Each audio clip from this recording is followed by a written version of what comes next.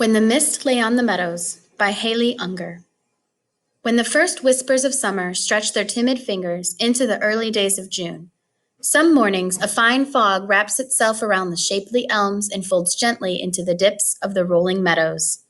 On these days, during the daybreak moments between the last frog's song and the first bird's shrill, all the world is new and strange.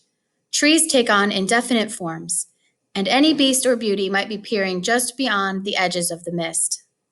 When I was 12, because it was summer and my life was finally my own, I'd dress with ghost-like silence and slip away from my sleeping sisters, tiptoeing in socks with shoes in hand.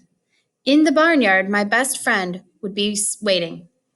Lady would stomp one foot impatiently while I hopped first here and then there, trying to pull on my boots. Before fitting on her bridle, I'd brush out her honey-colored mane and push my face against her soft nose, whispering a secret. Her ear would twitch. Her breath would be warm and sweet, with a faint hint of molasses and fresh chewed grass.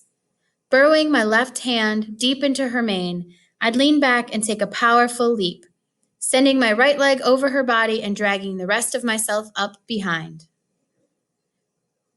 Together, we'd ride into the mist.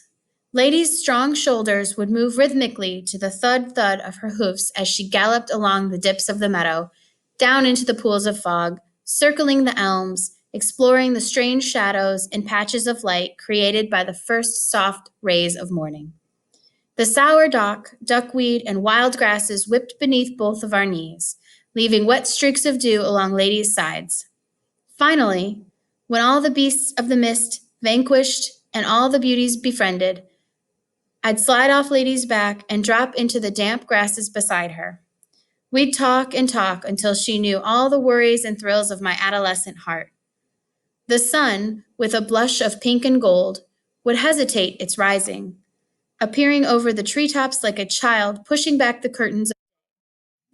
There, while all the world slept, we were alive.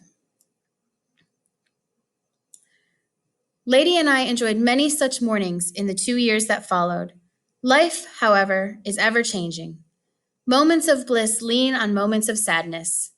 2 months before I turned 15, my dad decided to move our family to another state.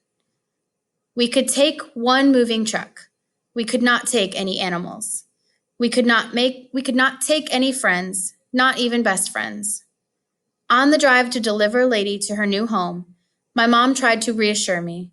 We sold her to a vet's brother, she patted my hand, so she will have the best care. I nodded and tried to swallow, but I couldn't. Pressing my face into the truck window as we drove away, I watched Lady standing at the fence, peering questioningly after us, until we turned out the driveway and tears blurred my vision.